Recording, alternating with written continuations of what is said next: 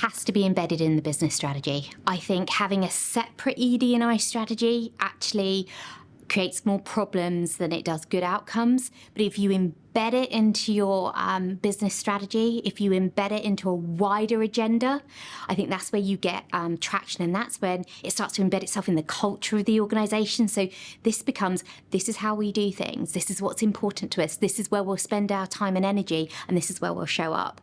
That is very impactful. I think there are a few things. Number one, being very, very clear on your aim.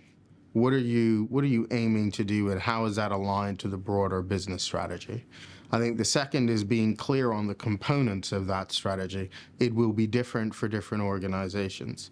And then how you're going to engage people in that strategy, how you're going to measure the impact, and how you're going to communicate it. And critically, giving a time frame in which you expect to achieve those milestones along the way.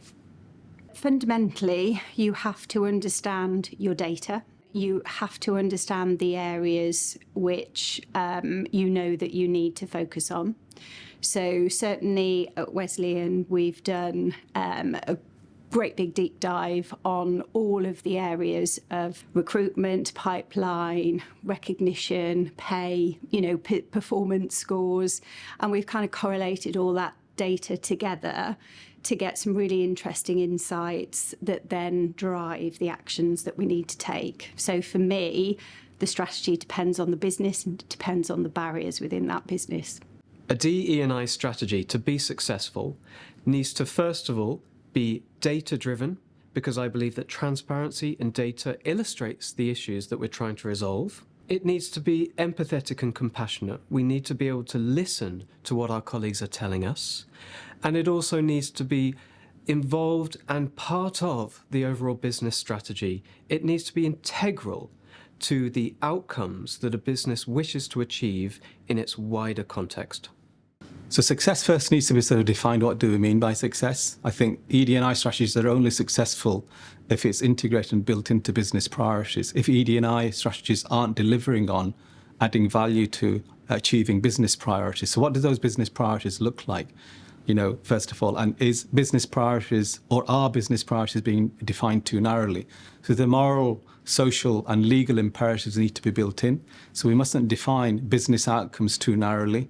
It's got to be inclusive of those outputs and outcomes as well in relation to what's the social benefit, what are the legal considerations, and is it the morally right thing to do? You could be a perfectly successful business, selling arms or whatever, a great fund manager earning billions for your bank. But you could be racist, you could be misogynistic, you could have all those sort of qualities of being biased and stereotypical, but that doesn't make for a sustainable organisation or business. A DE&I strategy, firstly and foremostly, has to be specific to an organisation, because I think the challenges that every organisation faces are different.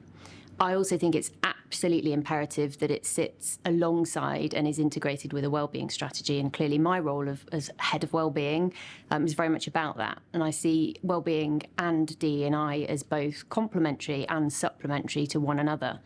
Because ultimately, if people do not feel like they can be themselves, they are unlikely to gain any sense of belonging, and of course that feeds directly into well-being. So for me, it's absolutely imperative that well-being and DE&I are intertwined.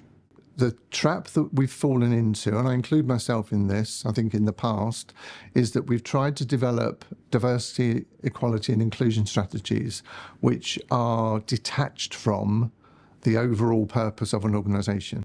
So to answer your question, the best diversity, equality and inclusion strategies are those that are fully integrated into the corporate strategy for the organisation and that fully play into the objectives and aims of the organisation. It's around continued alignment to the organisation. So we know this isn't a one-size-fits-all programme. Although I think sometimes there's a temptation to think, well, so-and-so's doing it, so therefore I'll do it. But I think alignment and congruence to your organisation to make sure that the steps you're taking within your strategy have impact, and then reporting back on that, so the communication of that is absolutely essential.